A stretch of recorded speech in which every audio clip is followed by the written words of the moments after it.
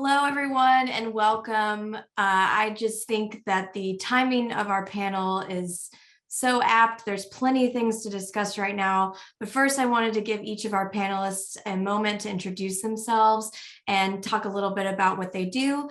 So first, I'll throw it over to who's next to me in my chat, and it's Timiebi. Would you please just give a brief overview of who you are and what you do? Hello, hello. It is my honor and my pleasure to be here amongst such an esteemed panel of people. I am an assistant professor at the School for the Future of Innovation in Society at Arizona State University.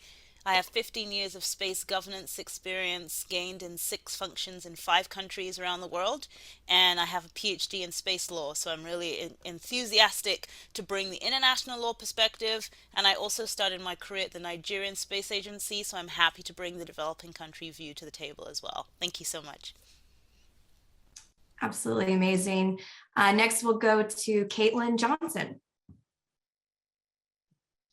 Thanks, Lauren. I am so excited to be here as well. What a wonderful day or way to spend International Women's Day than with these amazing women. And besides me, I am the W Director for the Aerospace Security Project at CSIS, which is a think tank here in Washington, D.C. that focuses on bipartisan fact-based analysis.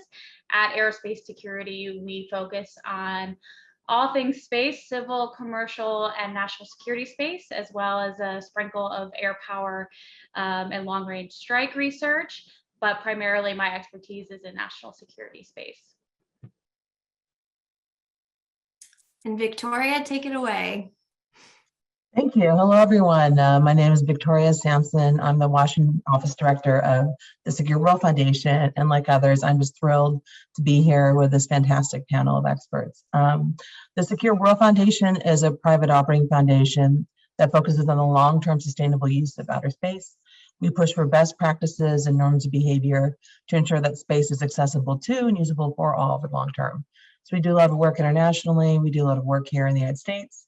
I focus on security space and just kind of the security aspects of geopolitical considerations as well.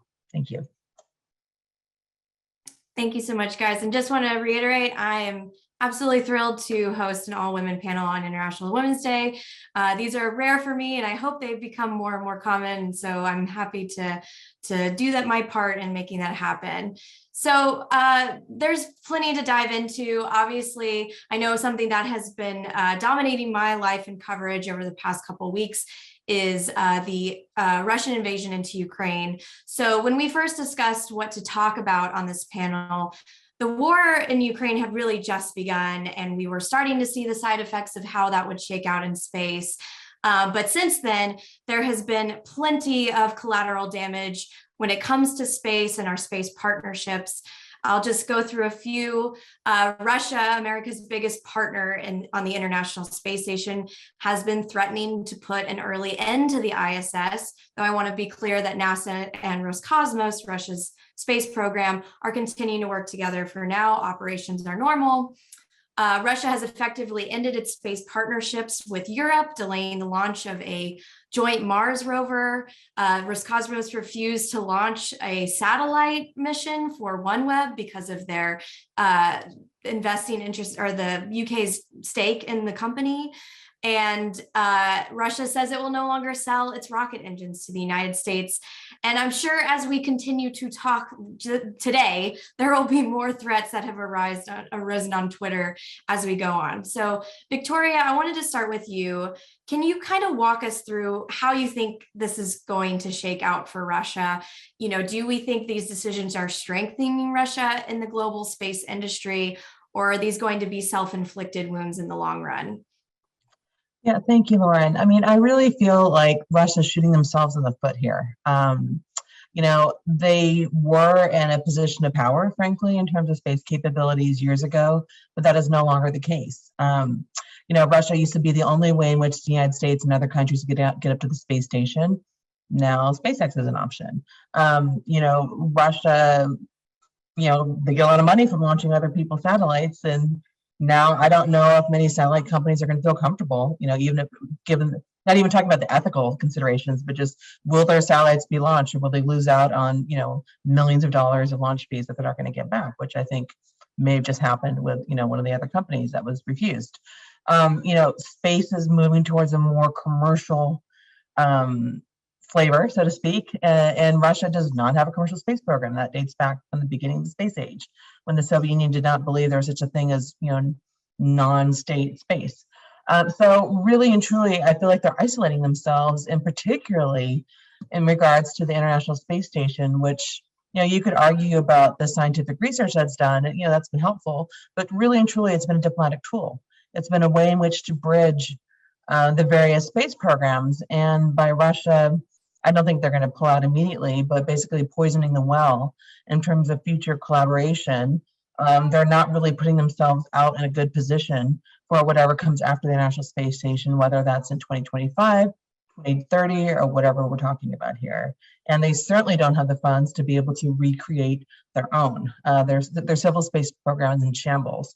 So it's not looking good. Just because an isolated Russia, I don't think, is a very secure thing for the rest of the world. Thank you. And on that note, there has been a lot of concern because of what Dmitry Rogozin, the head of Roscosmos, has been saying. Obviously, he's known for his bluster and colorful comments, but in the light of in this current situation, they take on a different tone. And so there's a lot of concern about this early pull out of the Russian component from the International Space Station. And so Timiebi, I wanted to throw it to you and talk about, what a withdrawal would look like. Is that even possible? What are the legal ramifications of that? A lot of questions abound when it comes to something like that. Yeah, so that's a really, really interesting question.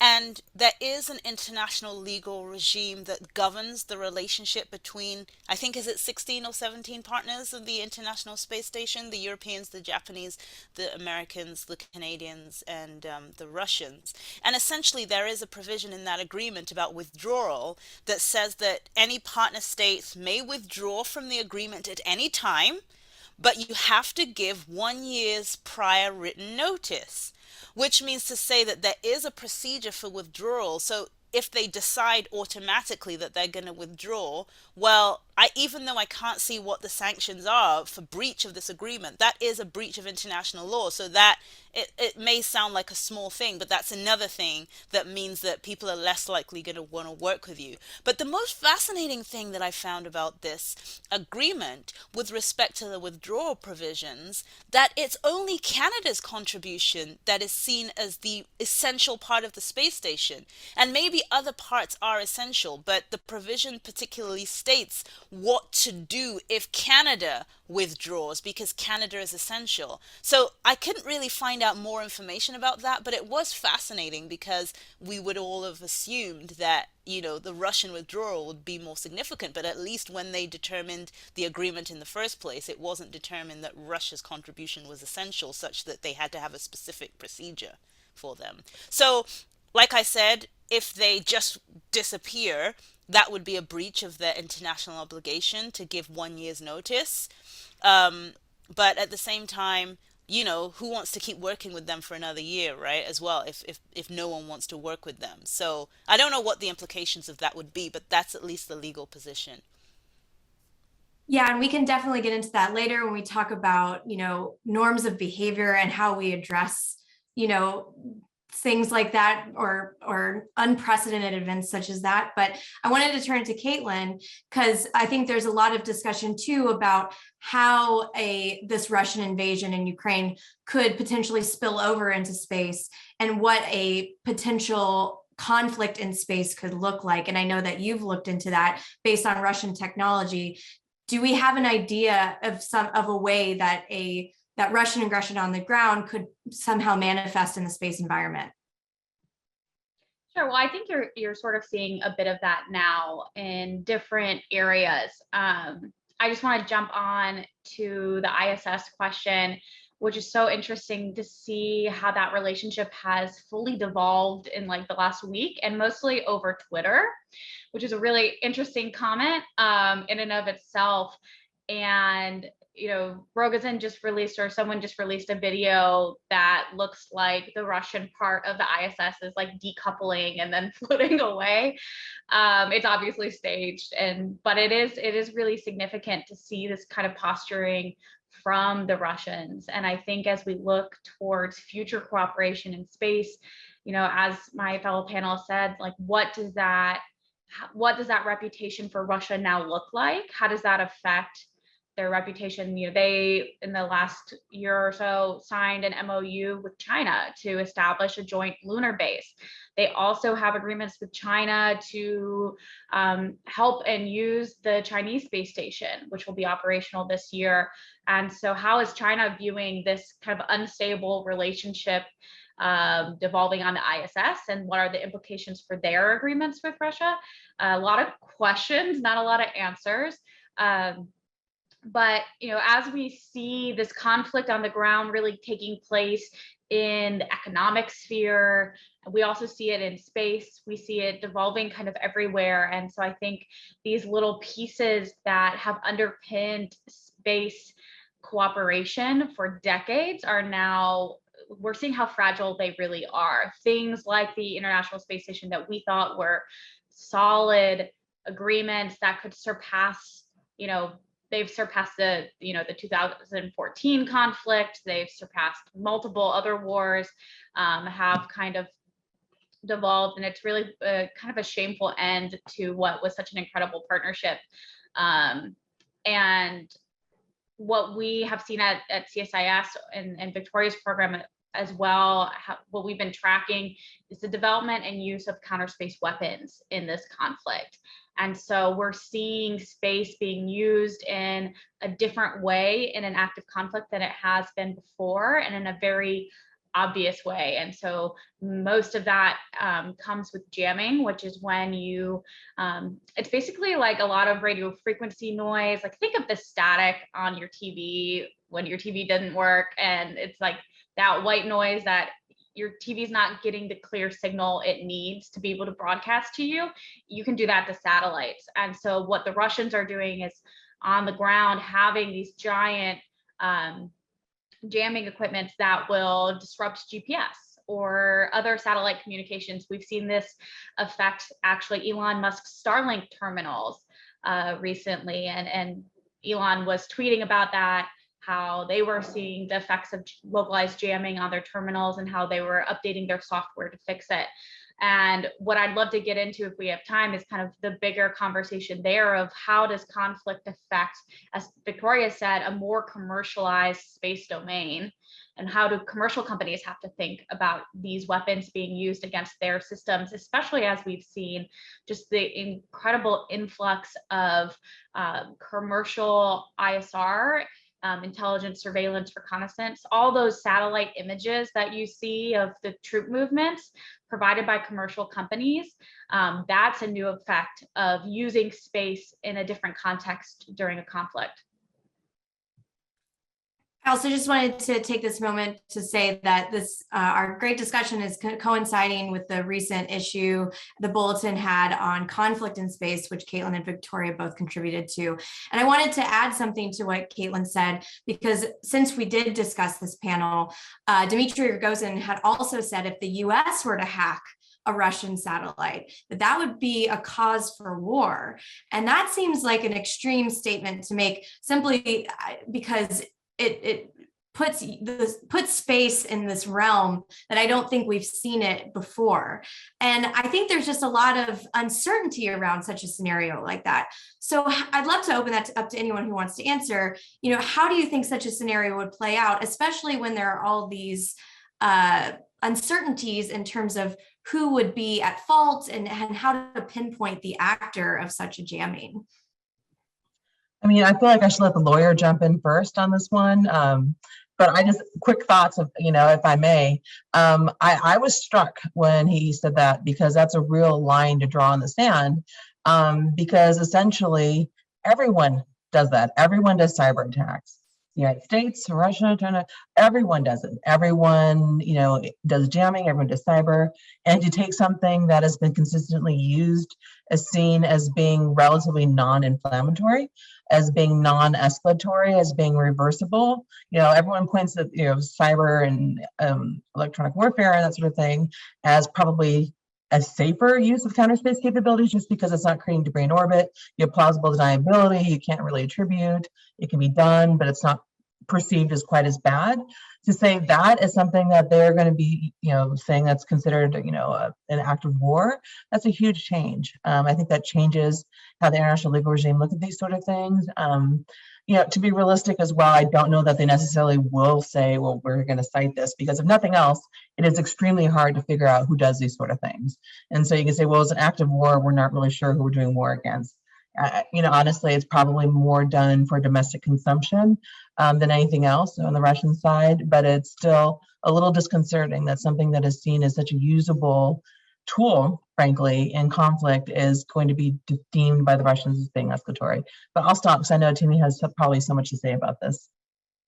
Yeah, I mean, all I can think of with respect to this, and no one in the audience quote me on this because I may be wrong, but I think the ITU, the International Telecommunications Union Convention, Article 44, deals with harmful interference and basically says that it's kind of illegal to be jamming each other's things, but because you're not supposed to cause interference, but everyone is always doing it. And there's a procedure at the ITU to investigate. But, over the years, I think we haven't really got to the point where anybody actually wants to specifically hold anyone accountable. It's like the many issues we've got, say, like with climate change, right? It's like, don't do it to me, but I want to be able to do it, right? So I think, for a state to declare that it is an act of war, I mean, it's an interesting declaration because it's giving an interpretation to something that doesn't have a strong view one way or the other, so it can be precedent. And then if other people did agree and say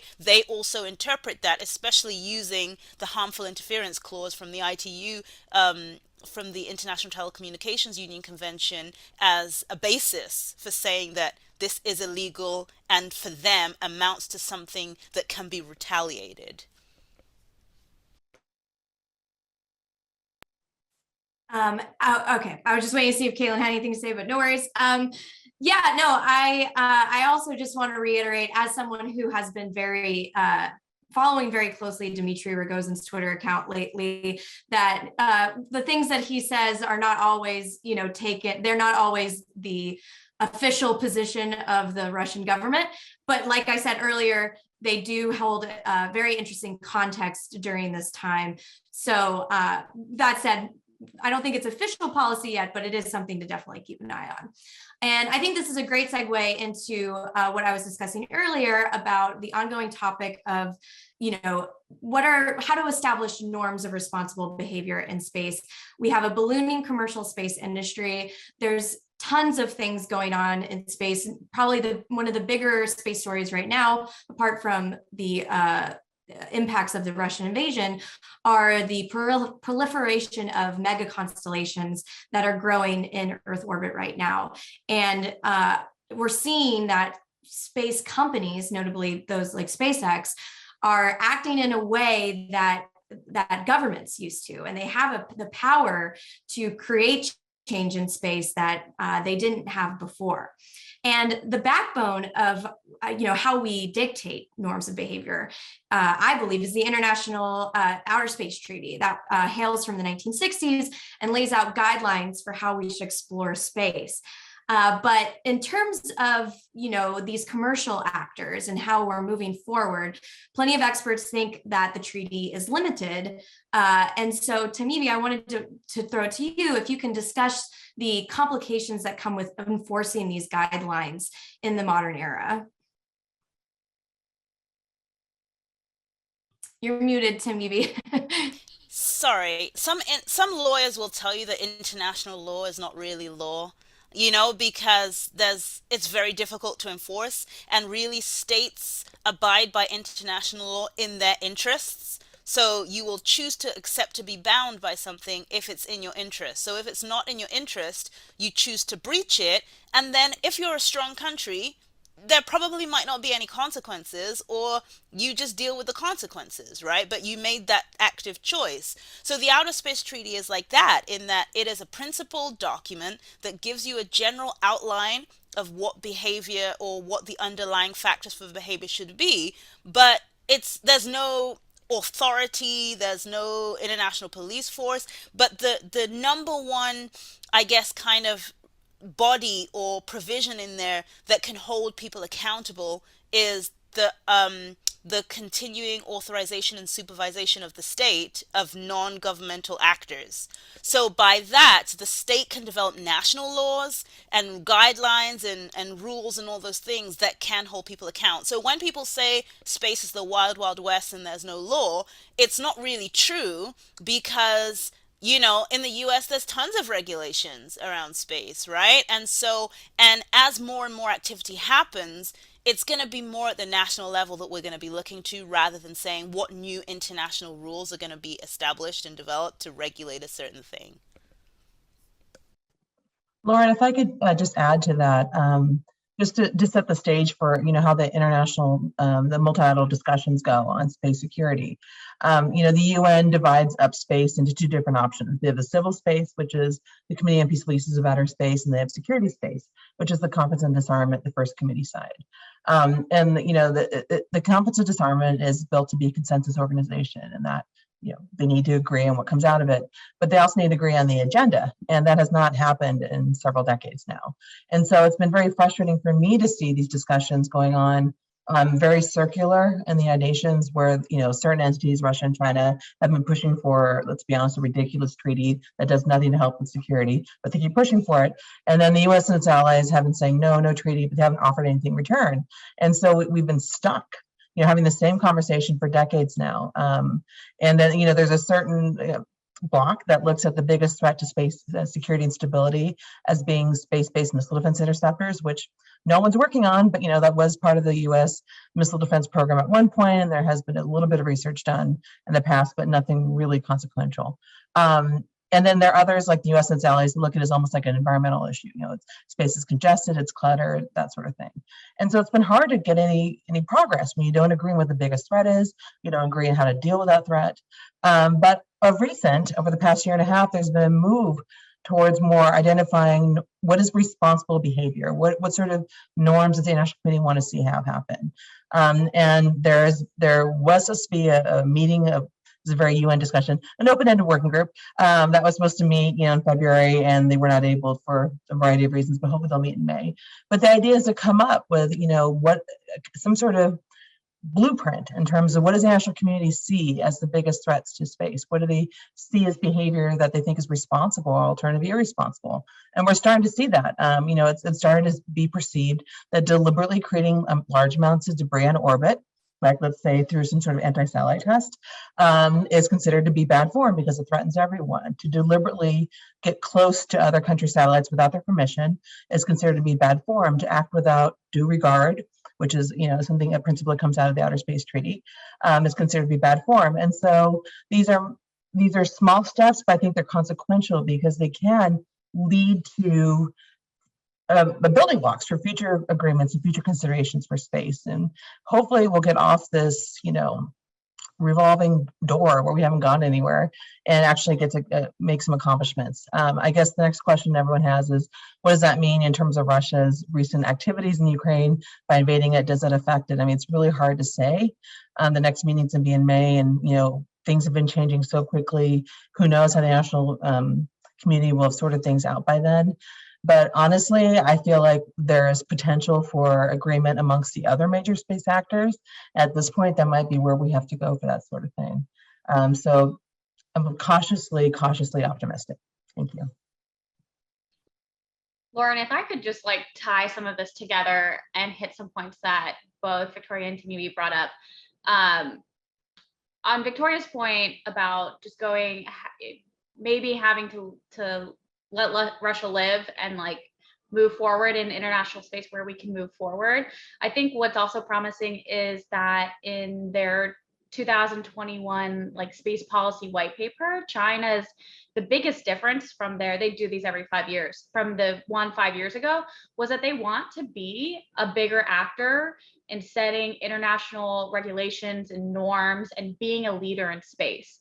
And that came out very clear in that version that was released, a couple months ago to the public. And so I think there's a lot of hope there that they will kind of pick up the pace, stop, maybe be more willing to work with countries that in the past they haven't wanted to work with to develop these things. But again, the Russia question is just really hard.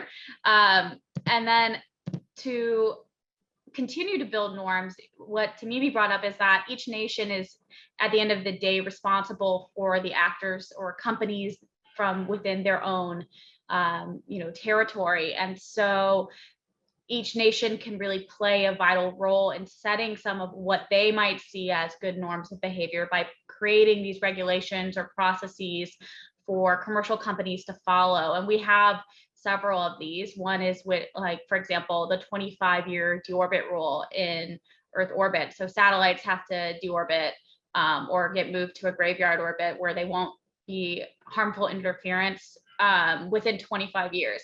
This was established a long time ago and is quite honestly outdated with the technology today. You see Starlink satellites that have lifespans of like a couple months and are coming back down. And so we can change in the United States, change some of these regulations to create that more sustainable environment. We have a burgeoning active debris removal and on-orbit servicing push from commercial companies that is such new technology. We don't have a lot of norms or rules of the road already established for those types of actions in space. And so having the government step in and say, these are the processes we want you to follow in order to have that safe and sustainable action where these satellites are rendezvousing with other satellites or with debris can set a good precedent, at least until maybe some more international cooperation and collaboration is established. And it might, set a good example of for other nations to follow that then kind of builds into that national law. So, and adding on to that, I have one more question before we head over to audience Q&A. I'd love to talk about the Artemis Accords and what you all think of that in terms of a solution to this problem, because essentially what NASA did when it came to the Artemis Accords was say, okay, we want to go to the moon through our Artemis program. And so we are going to set our own set of standards for how we want to explore the moon. And we're going to have other countries sign on to this agreement so that we all agree to this template for how we want to do lunar exploration. Do you all think that that is maybe the future of setting these norms of behavior, identifying a problem before it has even become a problem and creating this, agreement that we all agree on? It's a faster way than doing a treaty, but also has kind of, some legal wonkiness to it. So I'd love to open that up to everybody to get your take on whether or not that is a good solution for problems like this. I can take first crack. I'm a supporter of the Artemis Accords. I think they're a really interesting way in which that NASA has approached kind of the next use of space in terms of exploration. The idea that they pull out principles that are inherent in the Outer Space Treaty and say, okay, we want to see how these apply to lunar resource, lunar exploration, space resource, that sort of thing. I think Bahrain just announced they signed on just like yesterday. So I feel like there's probably 17 countries. I could be wrong on that number that keeps changing, that have joined on, and it's not all typical, countries that you would identify as being U.S. allies. And there's not all major state, like I think Mexico's signed on, and they're not typically perceived as being a huge, established space power, but they do have a space agency and they're very active in international discussions. So I think it's not just the West trying to dominate, just kind of looking at, okay, how do we build precedent for sort of cooperative, collaborative approaches? and establishing these norms. And I will point out, the only concern I have is that it seems to be kind of a bifurcation right now in terms of international cooperation on the moon. The US has its Artemis Accords, it's been pushing other countries to sign on to. Russia and China signed a memorandum of understanding last year to create an International Lunar Research Station. And honestly, to me, it seems more they're just kind of setting their flag out, saying, okay, at some point we're going to cooperate together on the moon. They have their own, I would say, complicated relationship. And frankly, Russia is approaching it as the lesser power, to be honest. I think China's able to do it more or less without Russia, but it's perceived as, kind of a alternative to the United States. In theory, the Artemis Accords and the International Lunar Research Station are not contradictory. In theory, one could cooperate with both. And before Russia invaded Ukraine, I'm guessing that, for example, the European Space Agency had indicated they'd be interested in cooperating with them in the Lunar Research Station. Now, I don't think that's the case. So it could be that we're going to see two paths being traveled in which, work on the moon can be competitive. But I want to stop because I know Caitlyn did an amazing report about, moon programs and that sort of thing. I'm sure she has a lot to say on this. Thanks. I did just publish a big report on this. It looks at every mission I could find that is dedicated to cislunar space or the moon in like the next 10 to 15 years. And let me tell you, there are a lot. There's like 100. It's incredible the amount of effort, not just from nation states, but also from just like the wide variety of nation states and from commercial companies who are really leading the way in some of these efforts. And so it's a good overview, but I have, of course I publish this and then things start changing because that's how it always works. But I have been thinking a lot about this kind of bifurcated effort we see going on to the moon, in the next couple of years. One being led by the United States and the Artemis Accords. It's got 17 or so signatories now. It has several space nations who have signed on to say that they will help with the Artemis program and in building the Lunar Gateway, which is kind of like the next evolution of the International Space Station for the United States. And then you see a parallel effort, which is kind of the China-led Russia partnership effort that Victoria mentioned to establish a lunar base on the moon to live and work and conduct research. And I think sometimes we can get stuck in this combative cycle that these two efforts are inherently opposing one another, when in reality they're not.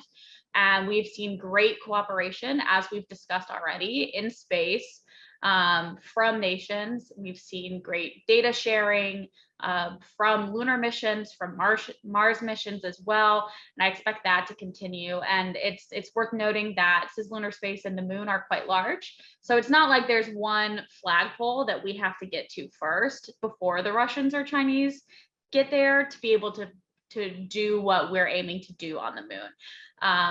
As Victoria said, ESA was signed on to work with both Artemis and the Russian-Chinese effort in light of Russia's invasion in Ukraine.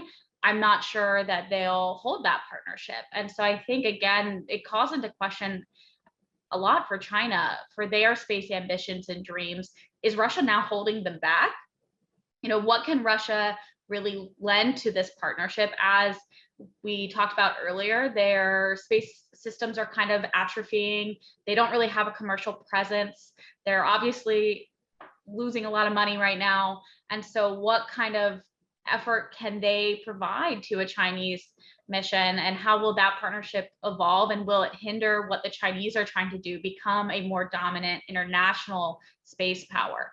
I think this all kind of remains to be seen as the dynamics continue to shake out with the Ukraine crisis, but as well as how the international community plans to continue operations, if they're going to normalize and compartmentalize this crisis, or if they're going to kind of shun Russia from all of these agreements. It's something that I plan to keep watching out for. So I think as the international voice here, I should probably say what some of the challenges that people, say about this. And even though the Americans keep saying that the Artemis Accords is based on the Outer Space Treaty, there are at least three or four new innovations that, add more credence or stamp more heavily some of the US perspectives. So, for instance, things like the space resources rules and the rules about safety zones and what those amount to. There's other things like sharing scientific data, which is not exactly new, but it does add a few more things. And I think if you look at the literature, some of my colleagues, say from developing countries, are saying things like, well, maybe there should still be a moratorium on, different kinds of activities happening till the international community have fully agreed. And I accept all those positions as valid, but probably from my research, I would say that any new actor that was coming into this that tried to have an alternative is not going to be that much different from the Artemis Accords. Like, I feel like even if the Russians and the Chinese came out with their own rules, the only potential difference that I could see that you would add would be that we need some kind of international authority, or we need some kind of benefit sharing regime or something like to be able to share the proceeds. But even then, my problem with the Western capitalistic mentality of not having a benefit sharing regime is everywhere else on Earth, if you get proceeds from somewhere, you have to do some kind of either paying royalties. And for some reason, the space community are really averse to any kind of sharing mechanism. And they like to blame developing countries and say, oh, they're going to want something for nothing. But all the research that I've done with students in Africa and young people have basically called for a benefit sharing regime to address things like the space debris issue and sustainability issues so that space can continue to be used, rather than saying you need to give me money for nothing. So I think we need to really see, when people are saying we should have some kind of regimes or international authority, then it's really because people want to see fairness. They haven't seen fairness so far, and they want to have a conversation about what that means. They're not just trying to get something for nothing. I think that's such a great point. All right, I think now it's time we're going to open it up for audience Q&A. So I'm going to bring Haley back to moderate that for us. Thanks so much, Lauren. Hi, all. As a reminder, I'm Hallie Posner. I'm the program manager here at the Bulletin. If you have a question for our speakers or moderator, please put it in the Q&A function, not in the chat. And then I will call on you to verbally ask your question. I'll send you an unmute prompt, so please make sure to accept that. All right, so now we will move on to our first question from Jessica West. Jessica, please unmute yourself.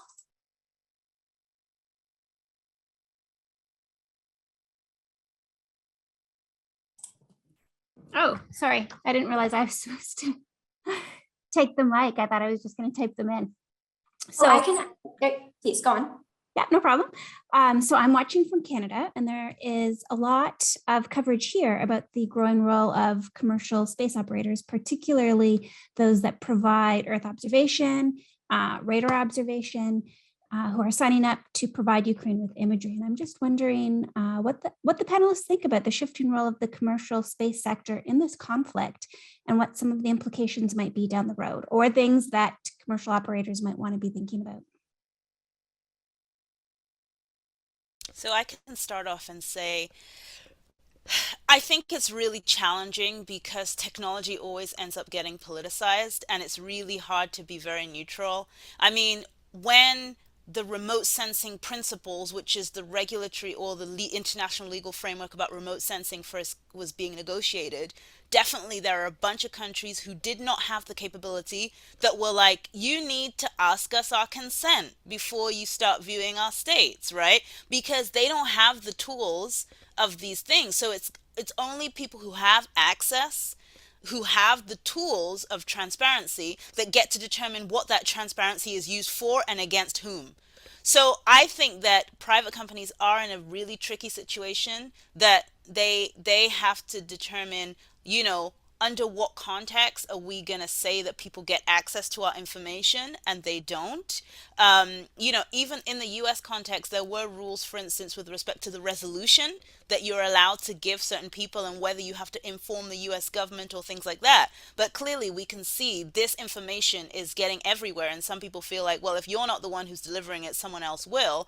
But I think there has always been the opportunity to weaponize technology in this way and to use it against different actors. So companies unfortunately do have to take on a consciousness and make the rules and determinations for themselves as to what they want to do. I hope, that speaks to something. Yeah, if I could just build on that, I think Jessica, you raised a really good point, because what we're seeing now is, this type of Earth observation, this imagery used to be only the thing that can be done by a government actor, by a government constellation. And now obviously there's an explosion. I don't know if that's the right word to use when we're talking about space stuff, but there's a lot more commercial space capabilities that can provide that sort of thing. And so, it's changing things. It's changing how the international relations are evolving and these sort of thing. It's changing, as Timmy said, who gets to use what, and what sort of discussions are had about sharing of this data. But I'll take the opposite viewpoint and say one of the things I find encouraging by having this outside source, so to speak, of information is that you improve transparency. And obviously that's a knife that can cut both ways. But, for example, when you're reading news stories about, Russians who are saying, well, there's no conflict, fake news and that sort of thing, when you can demonstrate, okay, well, here's actually, explosions and buildings being damaged in Ukrainian cities and refugee flows and that sort of thing. It's providing, an alternative source of information that's seen as relatively, I will use the term relatively, independent. It's not the US government satellite system. It's not the European government satellite system. It's just a bunch of commercial operators who happen to be up there anyways doing that sort of thing. And so I think that is encouraging. On the other hand, as well, there's a blurring of the line between commercial and military space. This has been happening for a while. This conflict is not the first time we've seen that happen. You have commercial satellites carrying military communications, for example. And you have commercial satellites taking information, and now it becomes a matter of, well, is it remote sensing, which has a military implication, or is it Earth observation, which is something that can be used for agriculture or however you want to look at it. It becomes more, it's not so much the information, but what you do with it. And again, that makes a difference because the laws of armed conflict are pretty clear in terms of this, in terms of, okay, for international humanitarian law, you are not allowed to target non-combatants. You are supposed to mitigate the risk to civilians and that sort of thing. But when you have the commercial space sector playing a larger role in international security considerations, how does international humanitarian law, how do the laws of armed conflict apply in this new norm? And I don't think we've quite sorted it out. There have been a couple manuals I've been working on. There's the Millamos and the WUMR manuals are trying to figure out how the laws of armed conflict apply to space. And those hopefully will be coming out in the next year or so, but those are outside, experts. These are not government entities arguing it. They're a bunch of very knowledgeable lawyers. I shouldn't say just a bunch of lawyers, very knowledgeable international lawyers who are trying to figure this out. But we still have a ways to go. And so in the meantime, there's concern about how this new normal is going to be affected by the situation in Ukraine. Thank you. I'll just jump on from the security perspective as well. It's, something that's been really interesting to me over the past couple of years of researching different counter space weapons developments is talking to commercial companies about how they plan to protect their systems in case of attack. And I think maybe until right now, we have seen commercial companies just say, oh, well, we're commercial, no one's going to attack us. But they're selling their data to organizations like my own, like CSIS, which then takes the image that they sell me and I point out, okay, here's where the Russian convoy is and here's where it's going. And then Russia could see that as very inflammatory and then want to jam or block the satellite that's providing those images. So I think it's causing a lot of commercial companies to have to stop and rethink. Again, we see this with Starlink having to try to find a way to reinforce their software to be better protected against these types of attacks. And if this becomes the new norm, if this is how commercial companies intend to continue selling and letting their data be used, then I think it's a serious concern for the commercial industry as they build and launch new satellites. I think I'd also like to add, just on top of that, one of the reasons that the OneWeb launch didn't occur last week is because Russia wanted assurances that their satellites would not be used for military purposes. And when I spoke to a representative of the company, they essentially said, I mean, obviously the other big demand was that the UK government divest from the company, which was kind of the non-starter. But when we talked about the other demand, they also essentially said to me, we're not going to guarantee that, that is the way that the world works now, is that, commercial companies are being used by state actors, or the data that they use are being used by state actors all the time. And it's not competitive enough for them anymore to not be able to sell that data to governments anymore. All right, our next question comes from Yangbu Du. Yangbu, will you unmute yourself, please? Yes, thank you very much. And on the spirit, I'd like to turn us to a related angle here that often don't see much discussed amongst incumbents in the space sector. And of course, unless for those who are tuning in from those places, you'll probably know better. But what do you see in terms of prospects for engaging with some of the emerging players? For example, very recently, ISRO, the Indian Space Agency, they have actually shown that they're able to deliver. And in fact, in India, they're actually regarded as one of the very few government agencies in India that are actually quite competent and functional, unlike most of the Indian government for those who live in that country. So what would be potential, and not just India, but also other emerging and developing states, much of the African Union, Latin America, Southeast Asia. So any perspectives you'd like to add along those angles of engaging these emerging players more closely going forward, both at the state-to-state level and at the commercial level?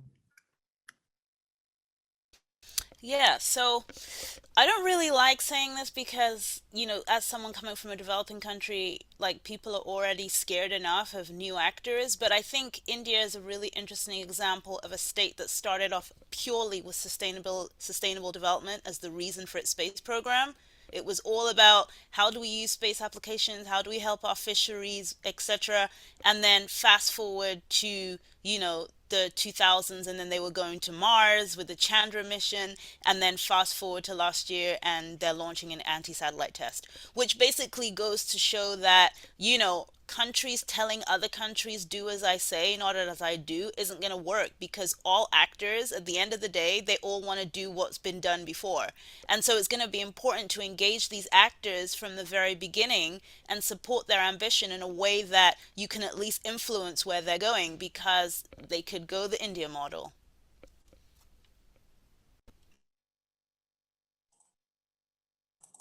All right, and our final question of the program would be from Michael Ilnicki. Michael, will you unmute yourself, please? Thank you very much. Well, my name is Michał Ilnicki, so yes, no problem. Considering the relatively low cost and tech requirements of setting up ground-based jamming equipment, do you think there is a risk of hostile governments or terrorist groups executing a mass sabotage attempt to disrupt public services like GPS or other things that many people around the world use, either to just cause chaos or gain a tactical advantage during the invasion? Mike, I'd like to take first crack at that. I will point out both my organization, Secure World Foundation, and Caitlyn's foundation, CSAS, puts out annual counter-space threat assessments where we talk about things like jamming and that sort of thing. And I will point out, for GPS jamming, typically what you see being done, it's very localized. Basically, it's something at the theater level, the neighborhood level. Basically, what you're seeing is a jamming of GPS information, communication coming in. Typically, you don't see a lot of interference with the GPS satellites themselves. As far as we know, that has not happened.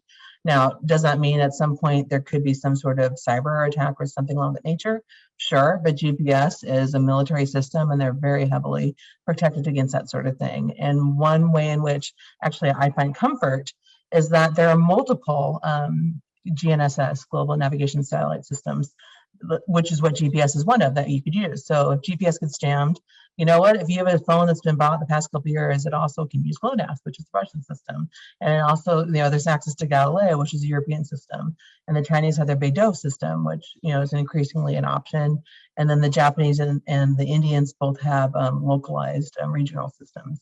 So I think it's going to be harder than one might think to totally jam, these sort of information, the sort of information in total regionally. But again, this could happen at the localized level. But again, these GPS jammers exist now. So, and that's what we're seeing happening a little bit in Ukraine. Thank you.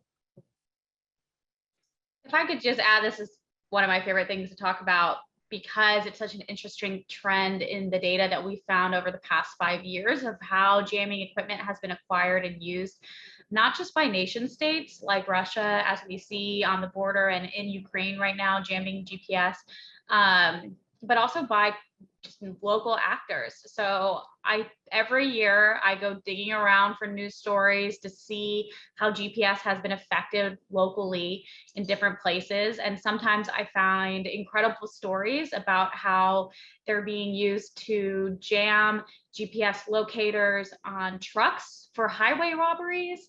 They're being used to jam and displace, it's called spoofing, displace your location so that you can get in a better line for food delivery. And I found this example in Thailand.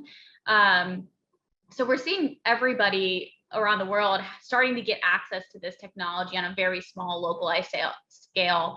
The United States has had a lot of problems with localized GPS jamming as well near airports, delaying commercial flights and civilian pilots having to deal with those outages. The way that GPS, the satellites themselves are designed is that there's an unprotected civilian signal. That's the one that you and I get on our cell phone. But there's also a protected military signal that's much harder to jam. And so, I think it's going to be only, at least for now, the larger nation states that can affect that protected military signal, but the relatively unprotected civilian signal is the one that we're seeing being kind of attacked and denied in some of these conflict environments, as well as during military exercises, nearby areas and other just odd occurrences around the world. And jammers can be as small as a thumb drive, a USB drive. They don't have to be these giant military trucks with antennas that are 50 feet tall out at the top of them. And so the trend that we're seeing here is the proliferation, not just amongst different nation states, but amongst local actors who have access to this technology. Timiebi, anything to add from you, or shall we wrap things up? Okay, great.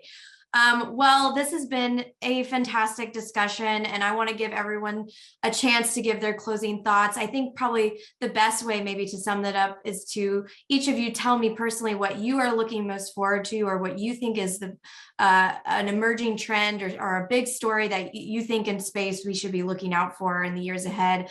For me personally, I have really enjoyed covering space these past few years, just because I think it's such a unique industry, and the rapidity with which innovation is moving is making it hard for regulation and international agreements to catch up with what is actually happening before our eyes. And with each new year, some new facet of the industry emerges, and it causes this cascading effect of all these new problems and analyses. And I think that's what makes space so fascinating. But I'll leave it to you to give the final words on that. So Timiebi, maybe if you want to sum up what you are looking most forward to, or what you think we need to be keeping our eye on, I'd love to hear it. Okay, so I think key is a transdisciplinary perspective and approach. to everything that we're doing. And some interesting organizations that are working with that philosophy, the Open Luna Foundation, I think are really worth watching, particularly with respect to the Breaking Ground Trust that they have, which is a specific type of vehicle that they developed to kind of actually put policy into practice. And so I think we've been talking for years, and people keep saying talk is cheap. We lawyers, we're used to talking, and now we need some action. Like, how can we put some action behind all these conversations that we've been having? And initiatives like Open Luna Foundation are doing a really good job at taking policy into action. So I would say follow them and find out what they're up to. Absolutely. Caitlyn? Yeah, well, something that I'm looking forward to is the galvanized energy in the space community. It's a really wonderful place to be, as you said, Loren. There's a lot of different people who are interested and both in this interdisciplinary aspect, but also worldwide. And so hopefully that energy is carrying through to nation states and to policymakers who have the power to make some of these changes that we've called for here, that can better stabilize the space domain, that we can make it more equitable and sustainable for future use. And I think there's a lot of motivation from this growing community right now to get there. Obviously the conflict in Ukraine is something that we'll all be tracking closely to see how that affects this international cooperation, which in space has been, pretty slow, but not as tenuous as some other areas of policy. And so that worries me a bit. But overall, I'm pretty hopeful. I'll be really quick because I know we're just about at time, but just two things really quickly that I'm very interested in looking forward to over the next few months or so. I mentioned probably repeatedly, but my boss will kill me if I don't say one more time. Secure World's Counter Space Threat Assessment, the 2022 version, is being released in a couple weeks, at the beginning of April. And we have had earlier versions of it, the executive summary, translated into Russian, Spanish, Chinese, and French, and Arabic. So we're going to be doing that again this year. And again, we're seeing a proliferation of counter space capabilities. The first year Secure World did this in 2018, we covered 6 countries, and this year we're covering 11 countries, and I think the numbers going to keep going up. The other thing I'd like to talk about really quickly is just the idea of carrying capacity for these orbits. As we're seeing mega constellations being launched with potentially thousands of satellites in one orbit, is there a certain point where there's too much, where the orbit is full? Secure World will be discussing that at our Summit for Space Sustainability, which will be in London this June, but there is an online capacity option for that as well. And so we're really looking forward to having more conversations, trying to figure out, okay, how do we have this next use of space? Thank you very much. I feel like we could have a whole other panel about space debris and carrying capacity, which is also a topic near and dear to my heart. But unfortunately, we only have so much time in the day, so I'm going to bring Hallie back up to send us out. Thanks so much. Thank you to Timiebi, to Caitlyn, to Victoria, and to Loren for this amazing conversation. To read more about this topic and the coverage of Ukraine, visit us at thebulletin.org. And last but not least, thank you to our audience members for supporting the Bulletin and participating with us this past hour. Ladies and gentlemen, we are adjourned.